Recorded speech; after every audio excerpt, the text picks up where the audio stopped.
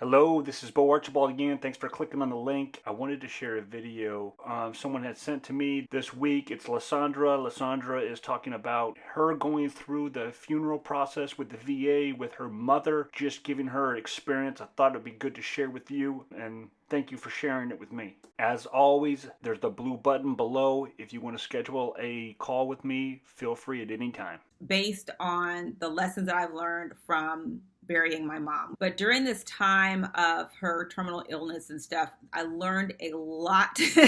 um, and so I think it's important to share with you all because these are, some of those details that you don't know. The devil is always in the details, and believe you me, I found out some details during this time of preparing for my mom's death that I believe you really need to know. And so today I want to talk about the veterans burial benefits because my mom was a veteran. She served in the United States Army for almost 21 years, just shy of 21 years, when she was retired, medically retired in 2000.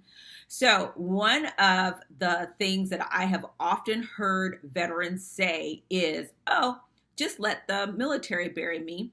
They'll do it for free." That is not true. Okay. So I want to share with you what those are because if your loved one is a veteran, whether it's a parent or you are that veteran, then you also need to understand, what benefits you have. And again, how it works because it is important. So the cost of my mother's funeral and burial was $12,270. Okay. And the reason I share that is because I want you to understand how much it costs to bury someone now. And we're not talking about an extravagant funeral. We're just talking about a simple ceremony. There was no bells and whistles and all of that stuff. Could that price have gone up way more? Absolutely. But that was not the case. But and so with that in mind, when you understand how the benefits work, I think it helps you prepare differently. Okay. So so number one, if you are a veteran, you want to make sure that you have located your local casualty assistance office. This is where you nominate your next of kin. Now, if you have a remaining spouse, of course, that's a no-brainer. But if you don't have a remaining spouse, then you need to nominate your next of kin, whether it's your oldest child or whoever. Or if you don't have any children, whatever that looks like, you need to nominate your next of kin because that is the person that is going to receive your last retirement check or a portion thereof, depending on when you pass. Okay.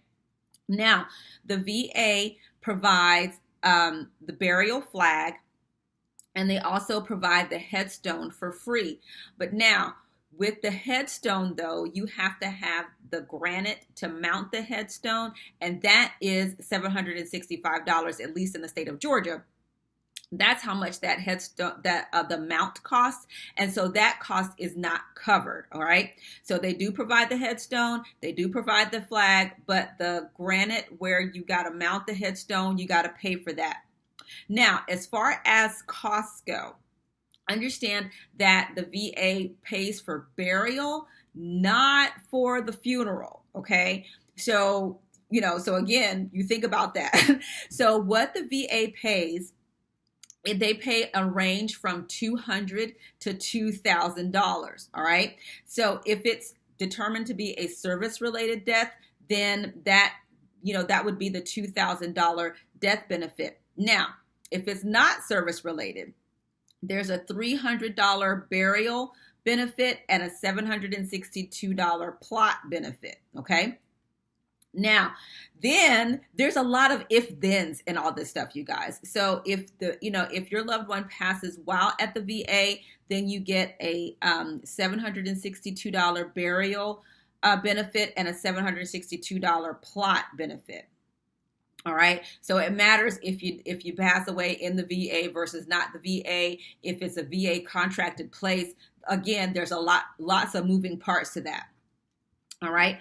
And then, if the veteran is buried at one of the national cemeteries, then that part is free. Okay. But the thing that you have to realize is that a lot of times these national cemeteries aren't convenient to the family, or that it is what it is. So the nearest one to my family would have been about an hour and a half away. That's not what my mom wanted. So so she was buried in one of the local cemeteries. But just know that if you bury your veteran in a national cemetery, then that would be free. Otherwise, you know what, you're still paying. Now, when it comes down to the burial flag, and I've seen some people really like lose it over this. So if there is a surviving spouse, then again, no brainer, that flag goes to the surviving spouse.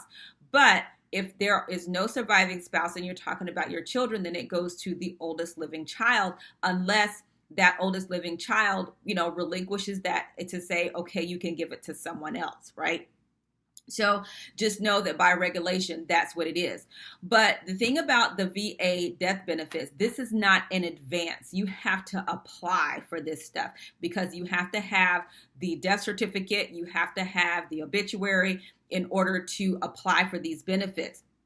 And this is why, with a lot of my veterans, I'm really telling my veteran friends that, listen, having the veterans group life insurance is not enough, simply because, again, it's something that you have to apply for after the fact. They don't do the assignment like some other insurance policies will do.